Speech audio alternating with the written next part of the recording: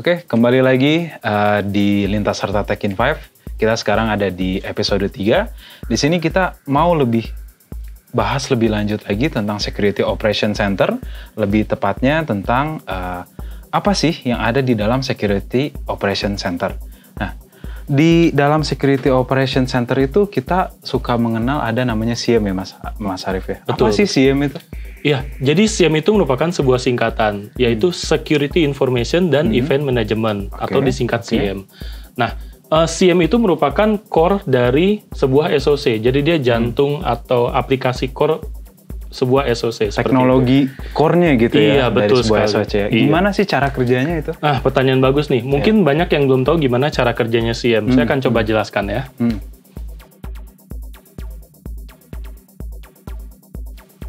Nah, jadi kalau SIEM itu ada yang namanya korelasi. Korelasi itu apa?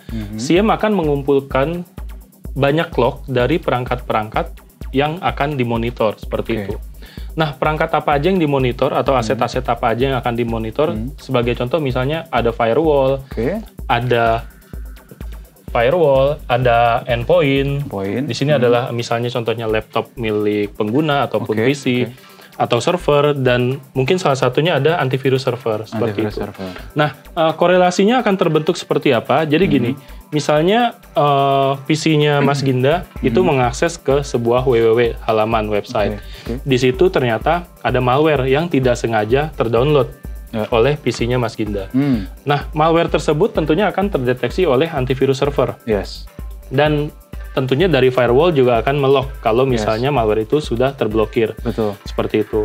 Nah, si SIEM itu akan mengumpulkan seluruh event-event yang di-generate oleh firewall maupun oleh antivirus dan oleh si endpoint server menjadi sebuah cerita.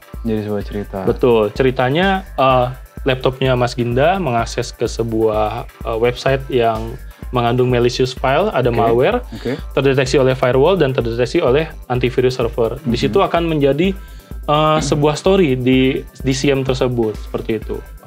Bagaimana sampai akhirnya dia memunculkan bahwa di situ ternyata ada serangan?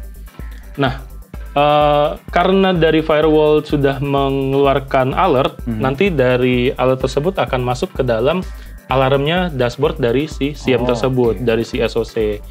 Karena kan nanti tim analis yang udah kita bahas di season sebelumnya, di episode sebelumnya, analis itu yang melakukan monitoring terhadap si SIEM tersebut. Jadi dia nanti dari sini kelihatan nih korelasinya. Oh, ini loh alarmnya ada PC Ginda yang mencoba ngakses www ternyata terinfeksi malware, seperti itu. Jadi SIEM inilah yang akan merangkum ceritanya. Betul untuk sekali. Bisa diceritakan pada analis nanti dan sehingga analis bisa memberikan remediation report yang sangat komplit. Kriteria untuk memilih SIEM itu apa sih? Kalau di dunia IT kita mungkin mengenal ada yang namanya Gartner Magic Quadrant. Seperti itu. Jadi salah satunya mungkin kita bisa ngelihat dari Gartner. Jadi kalau di Magic Quadrant itu mungkin ada yang leader dari Gartner, itu mungkin cocok untuk kita adopsi. Jadi ya kalau udah leader mungkin itu udah pasti ya feedback dari pelanggan yang sudah pernah pakai, banyaknya user yang menggunakan teknologi tersebut, termasuk juga itu apakah cocok atau tidak dengan si pengguna, seperti itu. Nah, contohnya bisa dari Gartner Magic Quadrant seperti itu. Kalau gitu kita udah tahu lebih lanjut lagi tentang SIEM, lebih detail lagi. Sekarang mungkin kita bisa bahas tentang pilih mana antara managed service atau apakah harus deployment sendiri. Dari sini saya akan coba gambarin dulu.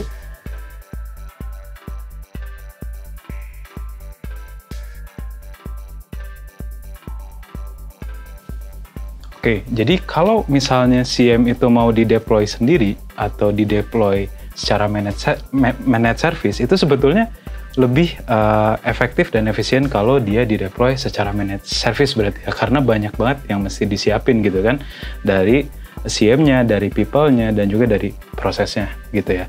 Nah, makanya di sini kalau kita lihat SIEM itu masing-masing punya keunggulannya, baik itu managed service atau on-prem. Jadi kalau managed service itu yang ditawarkannya adalah SLA based. Kalau on-prem berarti yang ditawarkan adalah box berarti ya. Gitu ya.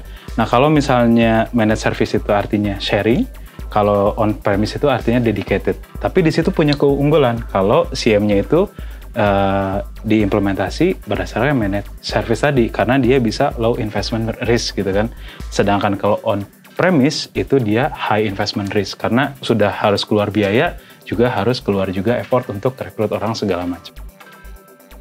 Oke, sekian dari episode ini. Kita ketemu lagi di episode berikutnya.